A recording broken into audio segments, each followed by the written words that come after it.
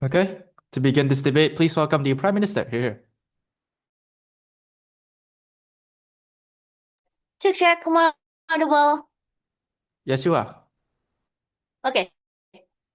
Number one, like usual, there would be a lot of mentioning of grassroots activities, so trigger warning. We've been living in an era where politics is a sensitive issue as well. Personally, for me, I'll be triggered. So second of all, if you want to POI, just through chat or raise your hand. Okay.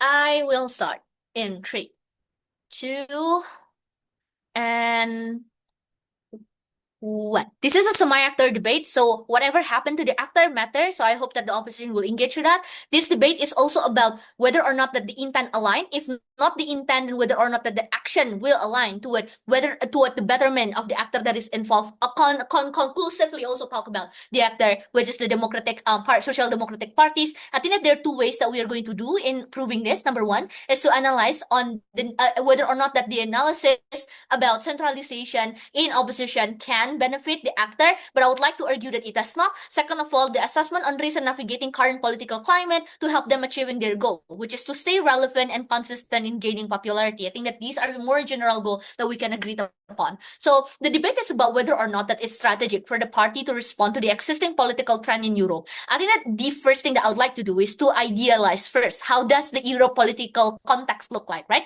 So I think that number one, there's a rising instability and sentiment to foreign policies, specifically to investment toward war, allocation to budget to foreign nation, which does not seem to visibly contribute to people of Europe. You can see this in the anti-immigrant sentiment in Spain, especially the separation that Catalonia want to have. The second thing that you can see this indicated in the Brexit poll a few while ago as well. The second thing that is important to know about Europe is that there is a rising competition between bolder and more nationalistic party. In Italy, there is a rise of political persona, such as the far-right leader now, or German PM, or even in Japan, for instance, this persona has always been consistently bolder and always about national agenda. I think that this signify a few things. Number one, it signify a bolder political stance as being more favorable and popular, which resonate to more people as we're living in an era of tension. The reason why this is true is three things. One, there's a build of the current era that we're living in are built on the lack of security. There are unstable economic across different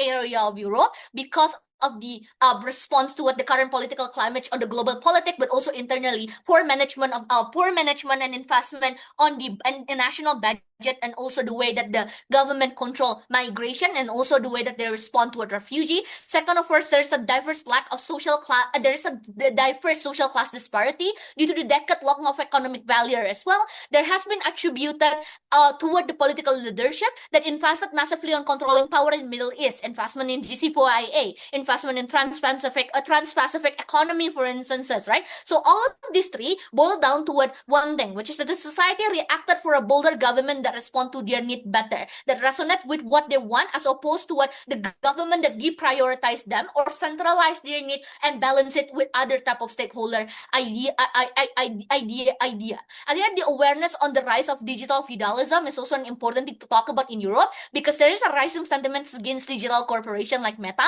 and the importance to this is that centralist government tend to argue that economic prosperity only can be achieved if you could be able to push for, let's say, a more inclusive economy by having neoliberal economic system, which like nurture more economic investment within the area, which is not something that the society see as being beneficial, but in general as well, neoliberalism has never served the economic. It's always about serving the capital, and that's why the distribution of wealth, the distribution of job opportunity has never been good. A little bit of fun fact on neoliberalism on that particular idea, which increasing the tension toward market that the people have, especially the labor. So what opposition could not debate on then, right? Based on this context, because the first thing, they cannot just argue on the mere centrist approach. We're responding to the pre-existing established context regarding the voters and also the society in Europe. But the second thing, I think that they should be able to conceptualize better to why adopting for-life economy strategy would be harmful for the actors, which circle back to the party. Why our context matter and what benefit can we acquire? I think the first thing, This is in regard to the strategic approach to current political trend. Politics is about momentum, and if the political party, as any political party, would want to be remaining consistent, also in order for them to stay relevant, they need to be able to respond to this momentum. What you promote and respond to matter, because the past failure of Democratic Party has always been about attempting untargeted populist strategy. Four things. Number one, it means trying to focus on image externally, which is the concept of democracy that is applied by a lot of democratic nations and also party in Europe or also across the globe, which has always been about the usage of democracy as a soft power, which is a brand and not just a system.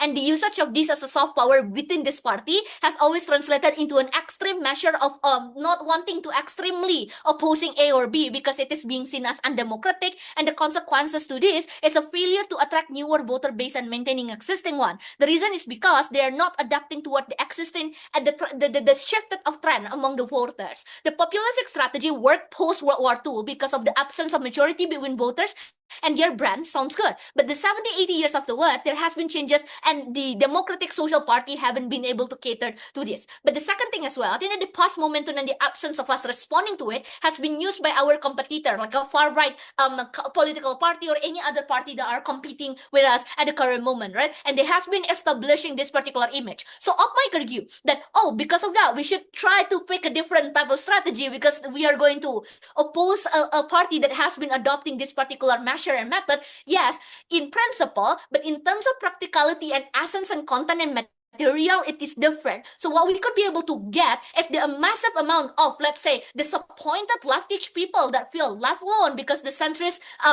diseases that are breeding among this particular political party and choose to not vote or choose to vote for a third party that are not representative in the political chamber in your nation, for example, right? So these are the people that you could be able to acquire support of. But principally, Democratic Party has also lost favor because of the failure to be able to represent its essence, which is the essence of being able to be adaptable. Democratic value, social democratic value has always been about grassrootsness, has always been about following through what the people's voices are. But the over-idealization of what you believe to be correct and beneficial among the people of your member has significantly pushed these particular individual and try to be able to champion the idea of being politically correct, as mentioned previously, which also prevent you from reevaluating your political strategy and approaches, which is why at the end of the day, Social Democratic Party failed to contempt and fulfill its own principle to be able to represent the grassroots people. How does the benefit manifest in our side?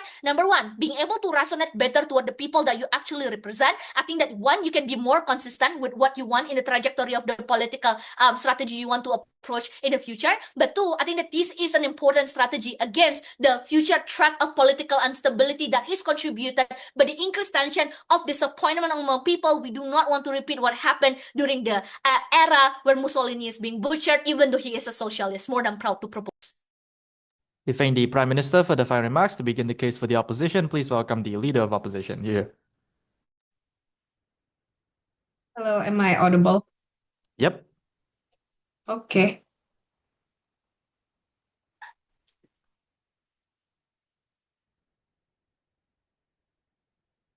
Okay, starting my speech in 3, 2, 1. Until the end of the Prime Minister's speech, I still haven't get a clear picture on what really the grassroots people wants. Like, sure, they want a policy that's sided to the people, but how does those policies look like, and how does siding with people actually look like in this time of instability in which, like opposition fully agrees that like we're currently in a highly unstable world. Even this instability are also attacking Europe. But we say that a typical leftist policies are not what the grassroots or like those who suffered the most during this economic and political instability wants. So what government should actually portray is that political promises and jargons that are anti-neoliberalism, that are taxing the rich heavily, nationalizing existing big corporates that currently is still like performing well in the Europe after so many other collapsing, for example. This looks like campaigns promises that want to increase tax exponentially, hoping that promising that there will be better social benefits, yada yada. So we as opposition, we prefer to stay in status quo, where we just stick to central left policies. We want to have adequate balance between democracy, somewhat government control over private sector, so they just act responsibly, and also still provide social benefits such as like job securities, health protections, insurance, and national health care, for example, free education, and something like that. We don't want to cut all of those, but definitely we don't want to increase the tax that have to fund all of that, and at the expense means we're going to cut their disposable incomes. We're not going to say no to that, but we're also going to argue that exactly those aggressive left policies are what's going to feed the anger and also the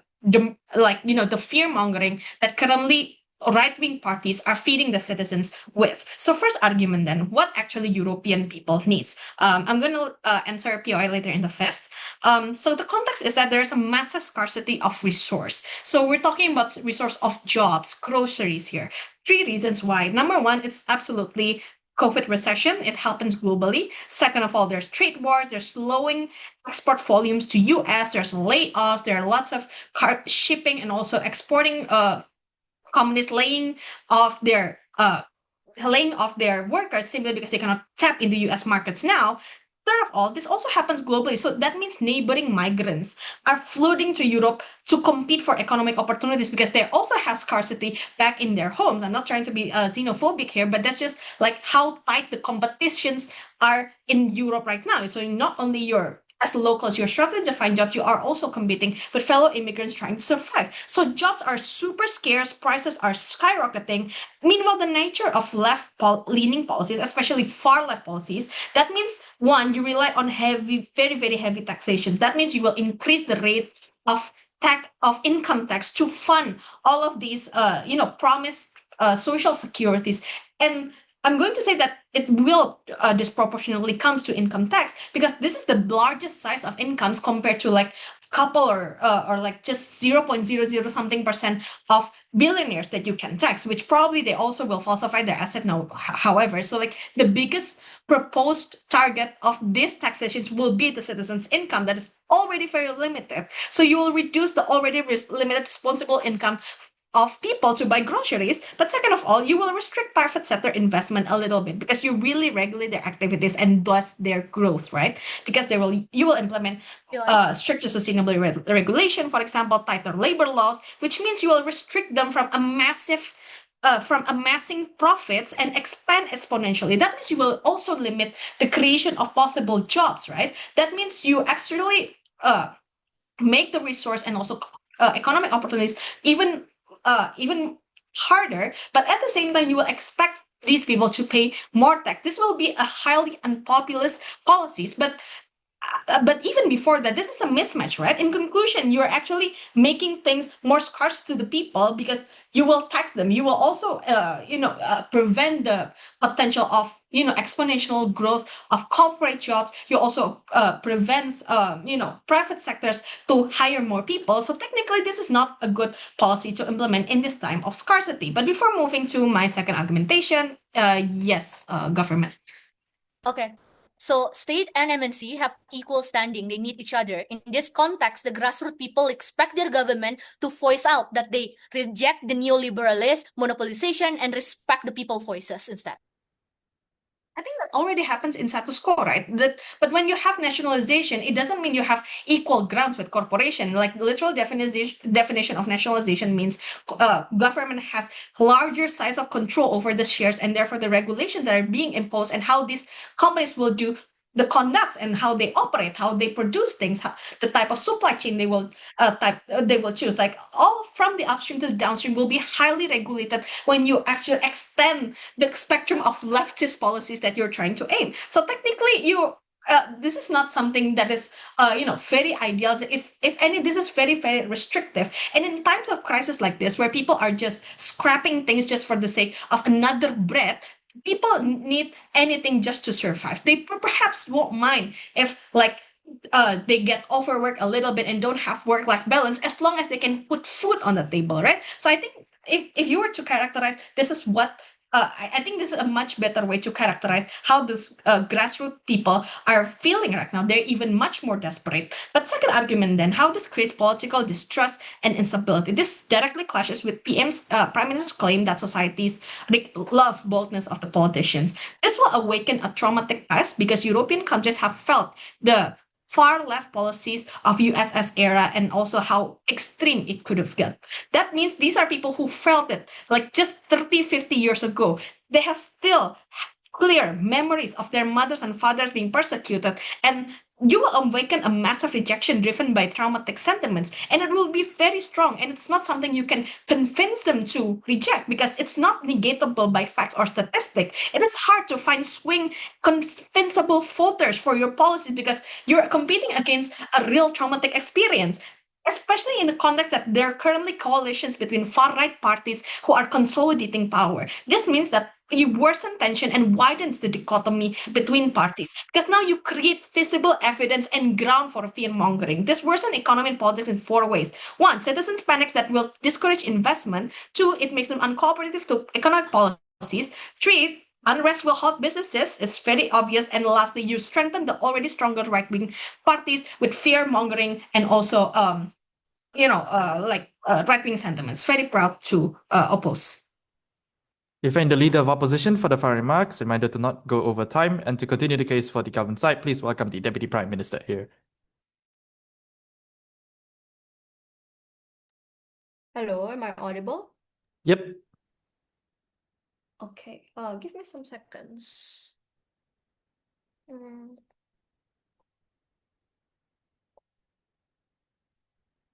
Okay. POI just raise hand. Yeah, don't go through chat. I will be saying the chat.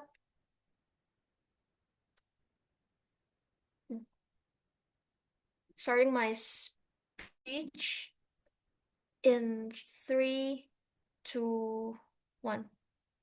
I think several things to clear up before I move on to my substantive. First of all, I'm going to recontextualize as to whether or not the existence of like a more far left policies or grassroots policies are going to be fear-mongering on the other side of the house, because this is the primary model that opposition use in order to approach a more centric approach and maintain the status quo. I think that number one, it's clearly been pointed out by my first speaker that the fact that there has been certain degree of neglect under a lot of European countries because of the instability.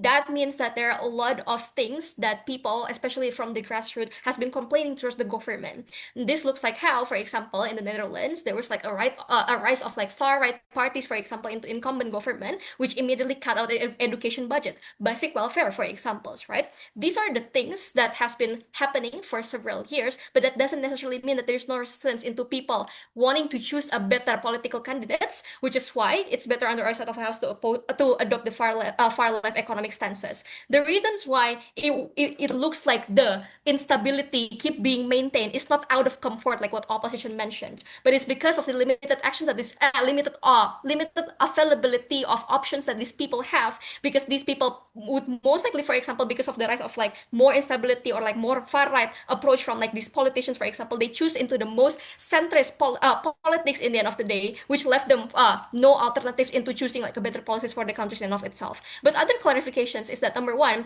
I think that assuming government is jargonistic in tactics in and of itself, both sides whatsoever have to follow through whatever they say in their campaign promise, like acknowledging how the campaign would look like, why it would be strategic. But also secondly, I don't think that we have like crisis on resources. We instead have rising number of capitalisms. Exactly why the risings of like corporations, like what LO told you, is not out of plain benefit of giving like job fields in and of itself, but it's also why in counter to that, nationalizations is important under our side of the house, right? Which is why you need more critics towards like the rich, like what neoliberalists would give, for examples. But several things I'm going to explain on my speech is that number one, how does it look like for the strategicness of like the parties in the Europe in and of itself, talking about how the policy is likely going to be look like, but also how it will position itself amongst the rising sentiments and why it won't create a political distress in the end of the day. But also first one, a strategicness for the party. How does the policies going to look like? Is that number one, policies that focus on like revitalizations of local people. For example, in the US, this has been seen like how Zohran Mamdani approached governing New York, for example. But this is strategic because exactly previous government has been focusing on corporations much more, the rise of capitalisms. There has been failure to represent grassroots needs, which are basic actual things like welfare, for examples, right? But secondly, this means that when there's more taxations, it means more critics to the rich, those owners of the corporations, for example, that often benefit from exploiting grassroots communities in the end of the day, that is liable to be taxed more, for example, in order for these grassroots movements to eventually raise or receive a better policies. But thirdly, this does not mean that you are going to neglect the basis necessity of like what these people have, just because that opposition thought that is going to quote unquote like vilify the existing corporations that has been supplementing, for example, these countries. I think ideally following their promise of like nationalizations, it looks like prioritizing local workers, for example, increasing incentives and wages for local workers, increasing protections for local workers in and of itself. This is what hasn't been seen by the rising of instability by the incumbent government, right, for example. But also secondly, how it will position itself amongst like the rising sentiment. Basically why this is not gonna necessarily backlash in the end of the day. First of all, the reason that political distress wouldn't happen is that one, the fact that there has been distress to begin with, the instability that my first characterized to you, means they have been unprecedented in the end of the day. Best scenario, without the existence of like a more far left policies, one, there will be no push of to revolutionize like the policies that is oriented towards the grassroots communities or the local people, for example, because you're going to off to choose the most centrist parties, like even if they label themselves as like Democratic Party, for example. But there are tendencies of how they create more centrist policies, for example, rather than the really leftist policies that can incentivize grassroots communities, for example. This looks like of how, for example, has happened in the US, how Democrats fail to fulfill their promises and such, which is why, like globally as well, this is a strategic approach for you to, like, for example, if not win an elections, but also gather like more voters, for example. But secondly, the reason why this is strategies is because you differentiate yourself to the mistakes that Democrats have created. That is the leniency to fall under centrisms, for example, in the end of the day. The reason why this is harmful under the side of the House when you are keep repeating the mistake that Democrats have done is that number one, what has been happening is that you lose your voter bases, the uniqueness of like the voter bases that is willing to vote for like a more far left policies, right? But secondly, also the fact that before these policies has been these parties has been seen as a failure to represent the value of like the voters or like the grassroots movements in and of itself, it what makes them eventually have no resort to vote for example, right, politicians that also fight for like a more populist approach towards like their policies and such. So this is why this is strategic for you to like as a like, social democratic party to promote far left economic stances, because now you distinct yourself from like your competitors, for example, in a way that this is also the way like the competitor like far right party approach for example to gain their voter base, for example. But also lastly, why the response from the people, like even if like you're not necessarily chosen if you are oppositions, or like if you are incumbent, this is not going to be backlashing coming from the response from the people in and of itself.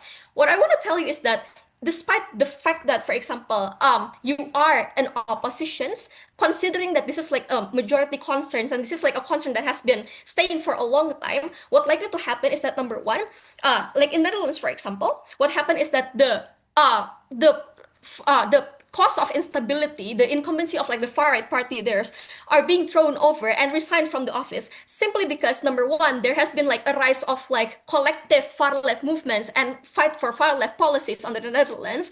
Not to say that this is simply going to not to say that this is going to work in like every situation, but this proves to you as to how people would choose for like the for the like other alternatives or options that they haven't been having for like quite a long time, which is why it's strategic for like the people to eventually for these parties to eventually promote like a more far left economic policies proud to oppose.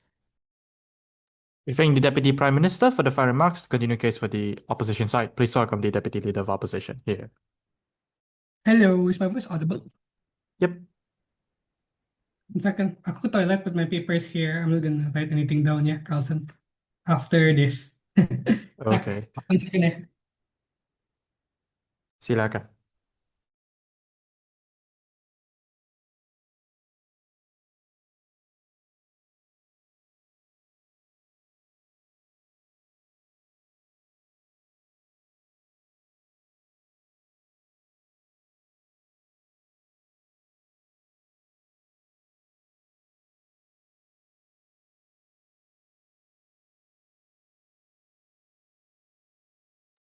Yo, I unmute tapi jangan belajar. I'll take one on the 5th minute, I guess. Second, yeah. Second, apa lagi ya? Yeah, trigger warning seperti itu. 1 second.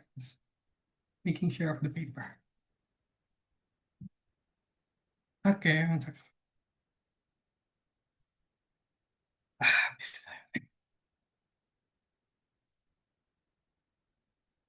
Timer. Starting my speech in 3, 2, 1.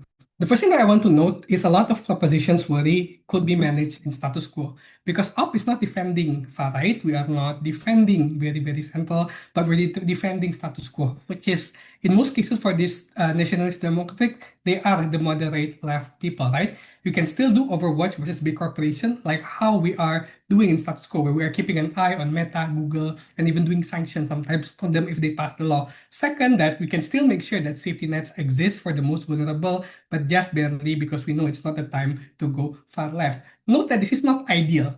This is status quo because the delta in proposition is going full extreme about going nationalization, fully aggressive taxation. And so, for example, they need to defend how voters on the ground, not only grassroots, reacts to far-left policies, given the fact that Sekar has contextualized what do they look like. 2 questions I'll answer in my speech, all rebels in the point. First class, let's talk about why far-left stances are not ideal to use in status quo, right? Note that this debate needs to take place on current status quo in Europe, and I think Prop agreed with this. There's economic uncertainty due to trade war, massive tariffs for people, there's problems in Ukraine that take us down to all of EU to begin with.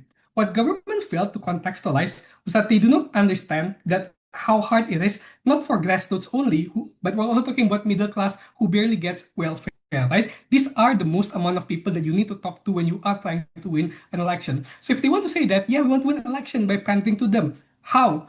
People in not all people in Twitter are translate to those votes on the ground. Like most of the time, these are people who are feeling how their current groceries price are raising up, for example, and how even in status quo, most of the failure towards the policies are being blamed towards more far left policies that do not give agency to people. So notice that due to this, you cannot just say that going truly far left will be able to translate to you talking down for people on the ground because that's just uncertain. Second things is that this economic uncertainty trickle down to political uncertainty that happens in status quo. There's issue of immigrants, of Russia, and whatnot. Sure. This contextualize that there is a 5th minute, yeah, there's going to be a fragile balance that happens in Europe. So in government, what you have to mechanize are heavy political jargons like tax the rich, return us, do economic nationalization, and do very extreme policies like heavy nationalization to many corporates that exist in status quo. The link back to this is that this will lead to 2 bad practicalities. Number 1, winning election, and 2, polarization. But not just to principalize this argument, it means that in current status quo, this is just not a good strategy. Noting that Europe is currently on the brink due to that. Sure, I'm sure that Tom already said about the rising far right turning much more bolder, but that's not answer why we should turn bolder, given the fact that the Overton window then will be much worse in most leftist contexts than our speech, right? So let's do the second question. Let's go to the principle then. How would voters react on status quo? Note what they never truly engage to you is that Europe experienced far-left socialism before, right? There is Lenin in Russia, like what Sekar has contextualized. There's Mussolini in Italy, like what Prop contextualized to begin with. The problem with this is that right-wing are able to galvanize and use this political past trauma as a weapon for them to beat out a lot of our stances. This means that most likely there's going to be heavy pushbacks, for example, from people on the ground, noting that they saw their grandfather dying, for example, due to the past socialist policies, for example, or how in Spain, when Franco cooperated with many in the past with socialist Spain that causes massive deaths, means that to an extent there's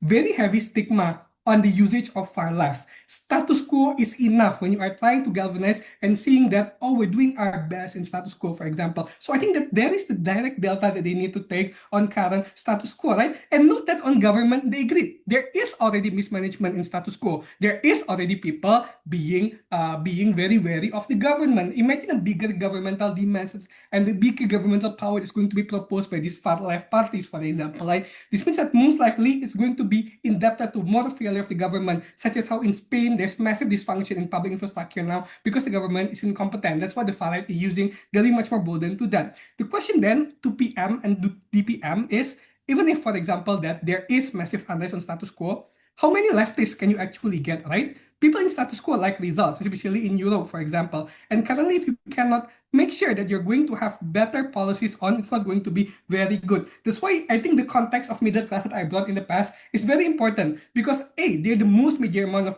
people who are experiencing things like resource scarcity and job scarcity in status quo, for example, and how taxing them and making sure that they cannot find another things is an inherent non-benefit to begin with, right? This means that most likely nationalists would fasten their bolder approach to in proposition, right? Not only will they blame you, but they will make people remember of the past failing nationalization that happens in 2000s in Greece, what happened in Britain in 1990s as well, what happened in the French fail in the 1980s. So here's a note that I think Klopp misunderstood.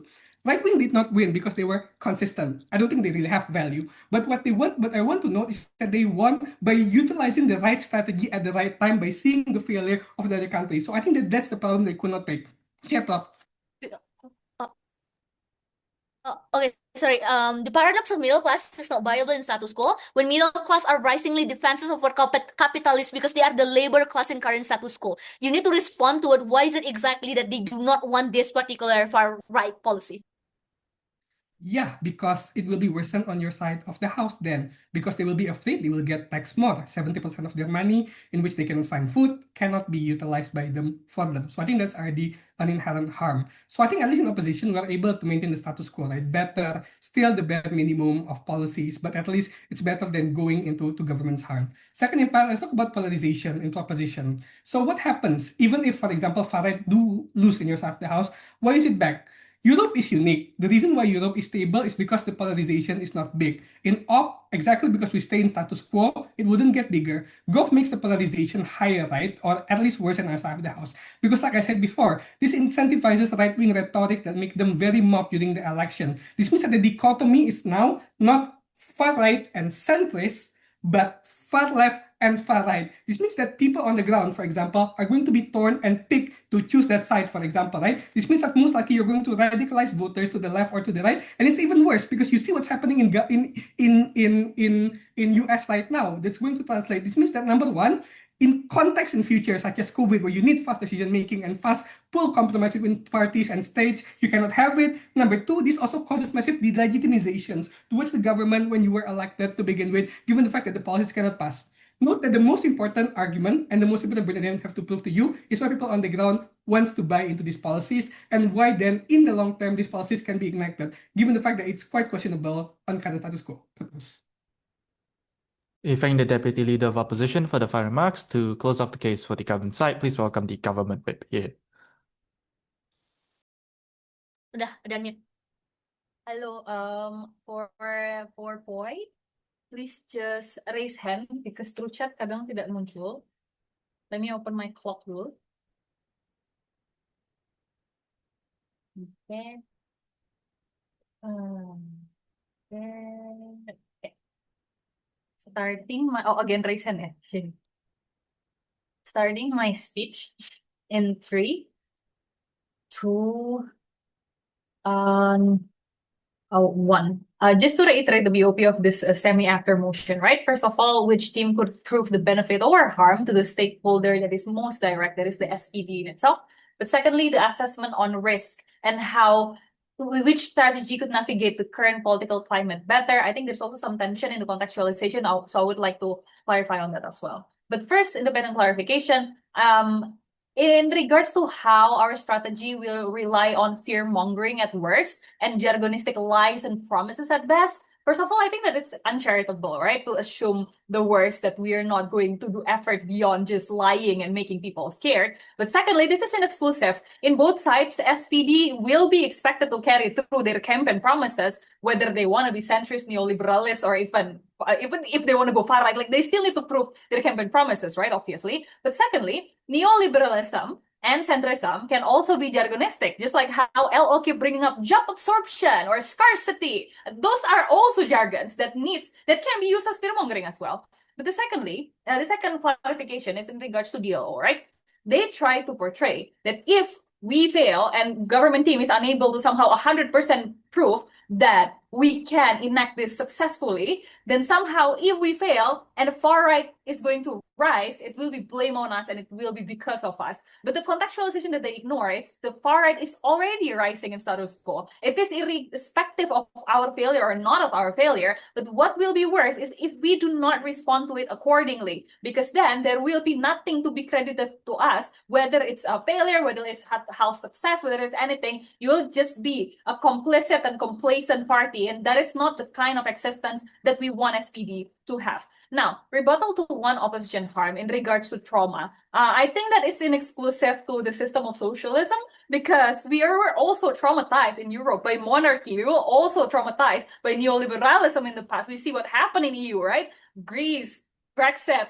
Those are the result of trauma from other things that are not socialism. So I think that trauma is not exclusive thing to happen to socialist system. But B, the debate that matters is this. Generational trauma happened due to socialism, yes, maybe, but in the past, what differs is that SPD did not choose to respond to it and let other parties with different alignment, quote unquote, fix it and take the credit. So I think that what will be different right now is we take a directly oppositional stance and actually grow a backbone for once. The conclusion of this will be my clashes. First, let me bring you back to the context, right? The era of tension and high urgency, even individually or communally, as what my TM has set up to you. And I'll try to reframe the core issue is due to inherent and inevitable scarcity of resources. I think that scarcity of resources is not a natural phenomenon. This crisis is in reaction to the increased number of neoliberalists that keep giving capital owners more leverage. So what does this mean? This means that as the party, we need to directly respond to it and not in a centrist way, because anything that is half-assed would be perceived as siding with the neolibs, or at the very least, you will be perceived as benefited from some aspect of neoliberalism, maybe because you're a politician, maybe because you own a business or anything like that. So you will be even more othered than the grassroots people that you're trying to pander to. But let's say that opposition is going to be bold. Let's say that their solution is, like LO said, to lessen national regulation and allow for more private entities to open more job vacancy by being lax to them, right? Their reason is because, our people are so vulnerable, they do not deserve to be protected in their choice and should just be allowed to lower whatever worker protection standard there is. So there is two conclusions to this. One, it is strange for opposition to explain how much more power government have to control the status quo, yet they also portray that foreign capital owner needs government more, and then they try to flip it around by saying that they are very disbenefited and government will not be able to protect their people. But secondly, anti-rich sentiment, and which is lumped with like anti-capital owner, anti-digital feudalism, represents two things. One, if you allow more lax regulations to capital owners and businesses and those who can create jobs, it will show that the state is leaning to capital owner instead of labor, which is the middle class that they're trying to protect. But secondly, the state of middle class right now is different, right? They are the labor. They are not upper class. And I think this is what the DLO is intermixing, because having one job right now is not enough to sustain a family. So the benefit of having a job is not like a right, but a privilege. So it doesn't sound really nice. Government promising you that you will be protected as a labor sounds nicer. So I don't think the middle class, who is the labor, would want to go with DLO's idea of not being too extreme. I think that middle class as labor are not the people with like excess pension plan, or people who can choose not to work, or people who will get taxed 70% because we have proportional tax. This is why we don't mechanize it, because we think that proportional tax is such an intuitive concept that middle class will not get it, right? It's most likely will be the upper class. But obviously, the lower class people and lower socioeconomic power will have even less effects. But this also means this. Neoliberal values also emphasize foreign engagement in globalization with its open border, which means that the concern on defense and border security and enhancing social class disparity still exists in both sides. So I think that the one thing that you can do is nationalism, because it means that you cease controlling proxy powers in many different hemispheres, in Middle East, or in the Southern Hemisphere for your energy and trade, right? Because people now no longer see that as directly benefiting the people and the citizens that live in Europe. It's only supposed to be seen from the level of businesses and trades, but not to the extent of like war and of like political proxy controlling. People do not like that anymore. So therefore, government that dares to resonate with people's need is better than a populist or centrist, untargeted approach, right? which begs me to my last part. I think that one thing that opposition forget is that centrism is more in line with far right than it is far left. The reason being that centrism is enabling. They're reluctant to critique openly. They're reluctant to create policy against the current incumbent or the current opposition. So in a time where we are not in an equal terms of public perception, where one is seen as complicit and the other is seen as bold, even if we are equal in terms of capacity to carry out our promise, people do not see that because we choose to remain silent and we choose to remain complicit just because the people in power and people who are making decision is currently benefited from neolibs, for example. This also begs the question of their portrayal of context, right? Like Greece, like UK, etc. I think that the reason why Greece fall is because centrists don't want to reject neoliberalism pricing. They literally do not want to trade and just like separate from EU even after the currency does not help them. That's because they try to uphold that structure that is no longer working. So with centrism, without us listening to the people and actually take a bolder stance, what will happen is they can be more likely to be indoctrinated with the value of our opponents and our oppositions that is more far right, that is more centrist, which, like I said, is very, very similar to far rightism anyway. So if you do not want that, I think that the first thing that we need to do is to ensure that we can adopt this strategy, and whether we should adopt this strategy. Oh, sorry, the 24. Bring the government whip for the final remarks, and to close off the case for the opposition, please welcome the opposition whip here. Am I audible? Yep. If you want a POI, you can either wait, for some reason the chat box isn't okay. You can raise hand or chat. If you're unmuting, I'm not sure if I can hear you, just in case. Okay. Starting my speech in 3, 2, 1. What should social democratic parties do especially when we're talking about economic policies, whether it should be far left? I think there's two things to highlight here. That first, especially within the response to far right, and second of all, how then this impacts the political climate as a whole. This will be my two questions, right? First, let's look at the response to the far right. I have 4 engagements towards the government bench. The first thing and the only urgency they bring into this debate that, oh, the momentum of farness works for the far right, so we need to take this advantage to swing it towards the far left. This is a very conceptual argument in and of itself, but let's try to debunk this, right? First, the momentum only works for the far right because they have managed to successfully use the left as a propaganda to say all of the suffering you're going through, especially economically, which is a very personal, important thing for an individual, is because of the left. The problems you're facing right now, post-COVID, is actually because of the incumbent president right now, who happens to be left. And it's the successful propaganda that as a social democratic party, you're not able to redo, and unless you are trying to victimize the far right as well, which you don't think is a strategy is in line with socialism or is a strategic stance to take as well, right? But in of itself, if you then respond towards this existing propaganda by being even more left, it's just feeding into this existing propaganda that the right has already put into you. This makes the narrative much worse. So it looks like then when these people are already afraid that they're losing the homes due to the socialist policies that proposition has been trying to give, now it's even more like redistribution of wealth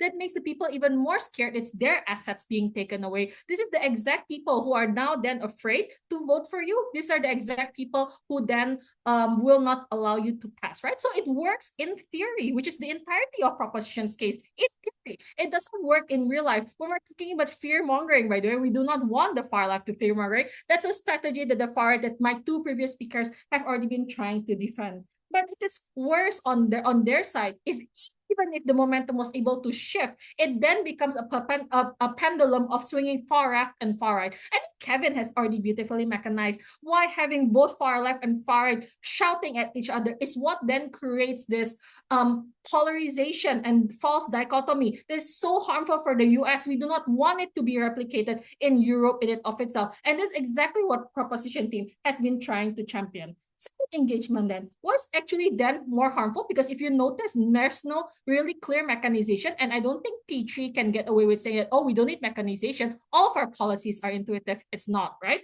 What happens without the mechanization is that average people then do not understand far left and far right. All they see is more tax and free market, and they do not want that when money is really hard to get. So exactly within the rest of capitalism, you're holding more onto your money because you're afraid of spending it. But even if you end up winning, you do have to convince the people why you're using up more of the people's budget to help the poor, why middle class people aren't being helped. Because like it or not, this debate goes beyond grassroots communities who in status quo are already being helped by existing policies, but the middle class individuals who are not being able to be helped on proposition side of the house, who, by the way, takes up majority of the social economic class anyway. So these are the people who's harmed on your side. The third engagement I want to bring is they talk to you about these grassroots policies, but notice they only pick and choose the policies. They only say that, oh, we're going to help the people by giving them houses, but did not want to explain that the far left in the motion in and of itself means that this comes from other people's tax, especially middle class. Rich people don't mind getting tax or whatever because, they have all the money to spare. It's middle class who another increase of 5% from their minimum wage will take them out. That's why Kevin's point of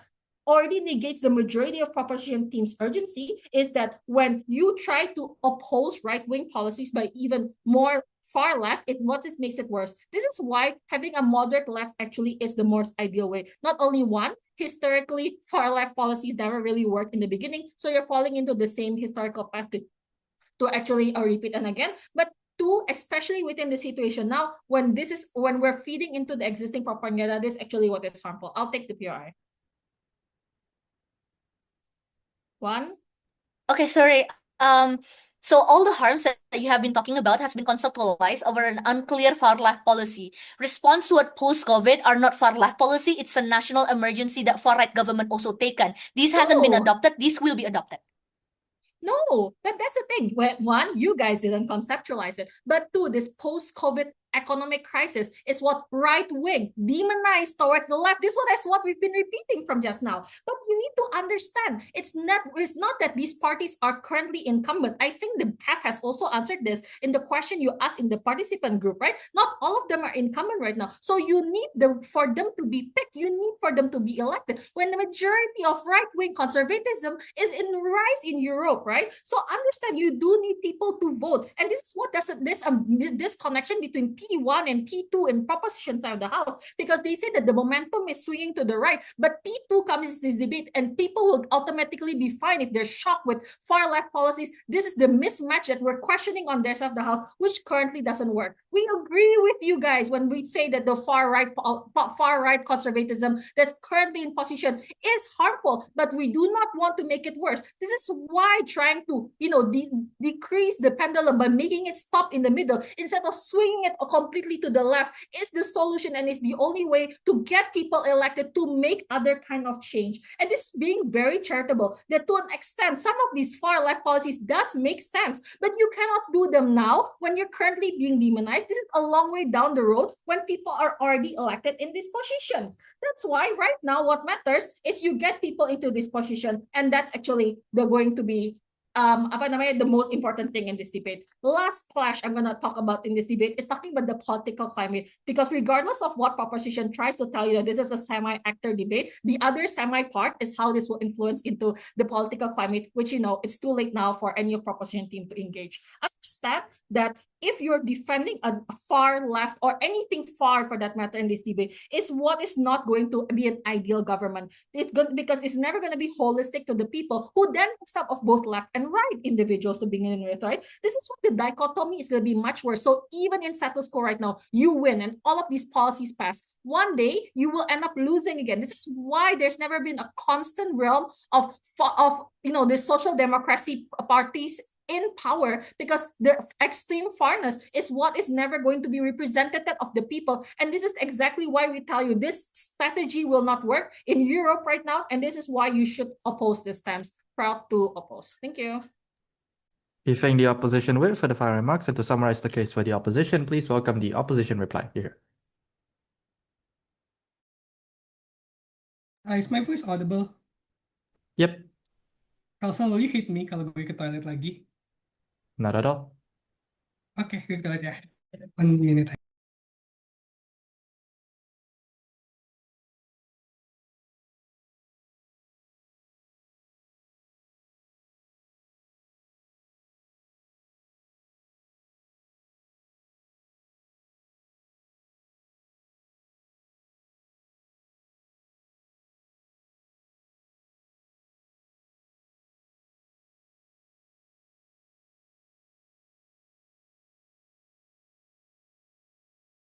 Okay. Bismillahirrahmanirrahim. Very fun debate so far, guys. Thank you so much. Starting my speech. In sabar lagi deh. Starting my speech. Starting my speech in 3, 2, 1. 3 observations on this debate that proves why opposition and not proposition wins it. Number 1, let's talk about the burden of the motion. I would just like to ask the judge to step away from the far-left socialist echo chamber that we're currently living in. Because sure, Prop may be true in saying that it may be a semi-actor motion, but in a semi-actor motion, the impacts needs to be the most general, right? So Prop may say and bring that the election is a benefit, but election is not everything in this debate, right? Because there needs to be other harms and other scopes that needs to be also talked about. That's why in opposition, when we brought the debate to a much more general space and a more general scope, we win this debate. Because we don't only think about what the far left party wants, but also most of those people on the ground too, right? It means that to an extent, we need to assess the policies also. Is the policies good enough to be implemented in the current rational status quo? And will these countries be able to implement it in the long term? Needs to be explained. And I think Sekar has already beautifully explained this, right? By saying that there are different current things happening in status quo that makes it unable, that there's massive pay cuts, that there's already distrust to government, and how, for example, it'll be very hard to implement this even after you're elected. I think just weighing it then on the scope and weighing on what could be proven by prop and op, proposition's idealized utopia cannot be a tipping point for them to win this debate. Now let's go into the second observation. Which side proves how voters would react? Prop's biggest push was that, we go far less. It's good because grassroots is against neoliberalism and that far right is going right, so we go left. A few questions then that entails in this clash. Number 1 is, are really the numbers of people that you will get that many in status quo? I don't think they have quantified is and analyzed how big the status quo is, right? Because we are the one that analyze what the voters looks like on the ground. Then most of the time, given that they also consider that Europe is currently struggling, that these people are starving, that they are thinking of how they are living day to day. I think that Sekar has beautifully contextualized that most of the time these people wouldn't be that long thinking. And I think Ariel's even expanded on this by explaining that these people are afraid that their money are going to be taken away by tax. So even if, let's say, that your side may be right, that in idealized utopia that the policy may be something that they need, is the feasibility something that is likely to be approved on? I think that's a question that exists on your side of the house. And then this even questions their second framing about far right go right, then we go left. Because to an extent, is doing this strategy something that is just good enough for us to replicate to them, noting that far right are much easier for them to solve their campaign promises as they themselves has conceded and Ariel has extended. So to an extent, there is a burden of you to prove why the feasibility of the policies can pass on. And I don't think that P3 can just run away by saying that, sure, on our side of the house, we need to prove our policies. Sure, we may need to prove our policies, but the burden on proving those policies are much easier in op, and so therefore the disillusionment and the problem that you agree on proposition will get much more cauterized and much more collaborated on side proposition. In comparative in opposition, we analyzed a few different things. Number 1 was on trauma, right? That people do have fear on trauma. Sure, that may be the same, but sure, they may have other trauma too, but can this practicality be used in your campaigns? P3 considered that far right is so easy to be absorbed and the narrative is so strong, right? And they consider people hate the government already. That's why my first, second, and third argument about moderate left policies that are enough in status quo is good enough. Because sure, we may have deficiencies, but at least these deficiencies will be covered due to the fact that we are not over-promising the claims that we have in status quo. And I think that Ariel has even explained this by saying about fear-mongering, right? Because the fear-mongering, in our case, is not done by the left, by the way. It's done by the right as a response to what we are doing. So most likely they're going to cater more voters, just like questioning how the voters are going to run on side proposition. So on weighing the tangibility of benefit, side opposition cannot win this debate. Third observation is let's talk about polarization. And I don't think this was engaged by proposition, right? Polarization is harmful by prop because all they say was, oh, this will be done anyway. You can enact COVID due national policies. But I think that Ariel has clarified this. This was unresponsive to our nuance, given the fact that we considered it's hard for you to have agreements when there is deadlock in parliament and it becomes problematic. This means that to an extent our long-term harm persists and the benefit cannot fly. Thank you so much. Very fun debate. If in the opposition reply for the final remarks and to close off the debate and to summarize the case from the government side, please welcome the government reply here.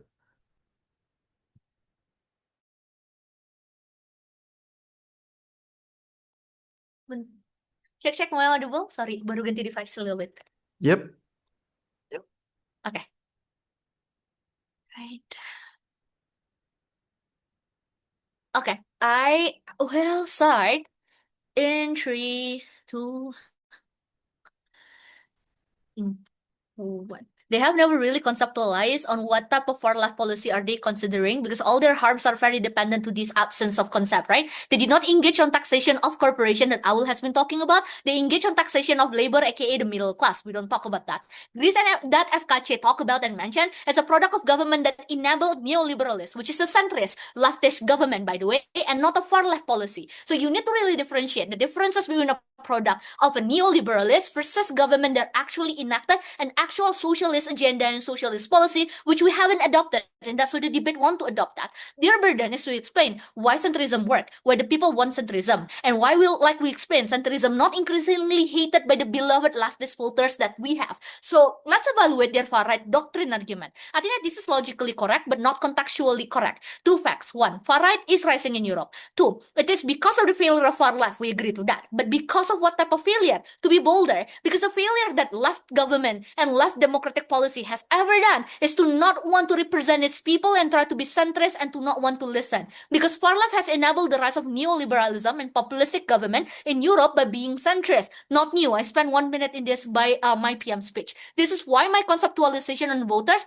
current political climate matter that they cannot just cope with without explaining how centrism can align with it, right? So doctrinization is also symmetrical because it's not an adoption of our life like they explain. It is a failure of conducting a proper government system. Consequently, PM has explained why the decision to sit back has contributed to the rise of competitor like far right. It is more nationalistic leaning, which emphasizes the failure of the life even further and the loss of voters. Conclusion to this is not an argument that benefit up. It is an argument that showcases their support to our logical framework. But this debate is not about whether or not that we could be able to create a perfect policy. This is about whether or not they should adopt it. We don't have a burden to explain the perfect enactment, but we do anyway, because we already explained a few things. We agree that you might consider that the value on how likely your benefit can be if we don't provide the policy likelihood. I've never explained why it is unlikely, especially on our context, for that to not be enacted. They only say that the people do not want to be taxed more. That's the only thing they say. We already talk about resources for them to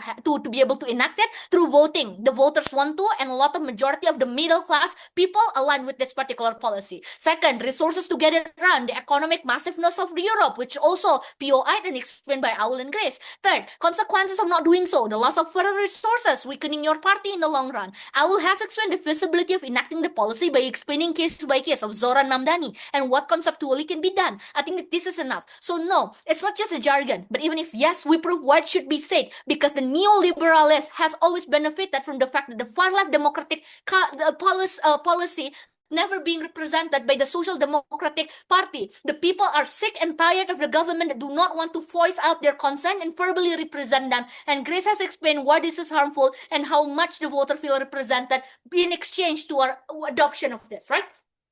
They claim that centrism solved the issue on economy, but they never actually provide. I think that this is our claim in that particular regard, because all the failure on economic example that they provided is a product of a centrist government. They claim that the people are suffering, but then again, why is it that the suffering from the people would want to prefer a centrist over a far-left government that want to create a better taxation and wealth distribution? This is not viable because of context that PM also has said. Massive distrust over immensity is rising. People are highly knowledgeable, unlike in global south. themselves. They have been complaining, and the party that should represent them has never been listening to this. So yes, the middle class are angry, but not because they get taxes, but because the taxes are not redistributed in a proper way, and the rich are getting away with less taxes, which is what reminded the people every day that they are unable to rely on their leftist government, which are consequences that I have been explaining. They don't want to vote, and even if they vote to a party that would not be able to help and support your causes, or they become a subject of a doctrine from the far-right government that keeps saying that your government do not care about you, they care more about the people